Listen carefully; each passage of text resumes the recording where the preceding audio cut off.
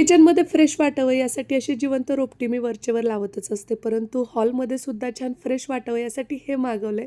काय ते पुढे शेअर करते त्या अगोदर शांभवी बघा दादाला असे छान छान मखाने खाऊ घालते. आणि तेवढंच कुठे आजीला पण आम्हाला भरवायचं असतं.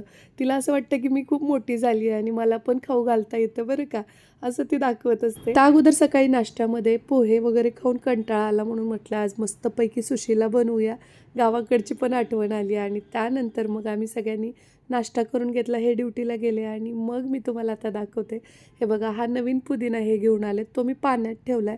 काही दिवसांनी त्याला मुळ्या फुटायला लागतात. मग त्याला मातीमध्ये लावलं की छानशी अशी काहीशी ग्रोथ होते आणि खूप सुंदर दिसतं. याचा वास तर इतका छान आहे ना, दिसायला पण किचनमध्ये फ्रेशच वाटतं. आणि मग मी जे इंडोर प्लांट्स आहेत त्याचं पाणी चेंज करून घेते दर 4 दिवसांनी.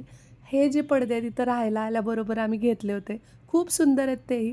पण आज मी जरासे वेगळे पडदे मागवलेत, ज्यामुळे रूम अजूनच जास्त फ्रेश वाटेल. जसं हे पार्सल रिसीव्ह झालं तसं मनामध्ये सारखं धाकधूक होती की कसे आले असतील पडदे, आता खोलून बघू का, व्यवस्थित तर आले असतील ना, एवढे पैसे पे केले. आणि पडदे खोलत असताना माझ्या चेहऱ्यावरचा आनंद बघून तुमच्या लक्षात आलंच असेल की मला हे पडदे इतके उत्तम क्वालिटीचे रिसीव्ह झालेले आहेत. त्याची डिझाईन सगळ्या गोष्टी खूप सुंदर आहेत. काय शुभस्य शीघ्रम, लगेचच मी ते पडदे लावून बघितले आणि इतके गोड दिसत होते. रूमचा पूर्ण लुकच बदलून गेलाय.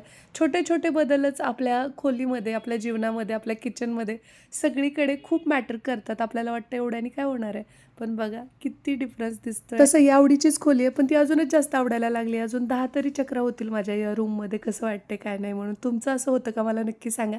बरं, आवडले असतील तर ॲफिलेटमध्ये लिंक दिली आहे, त्याच्यावरती जाऊन तुम्ही मागवू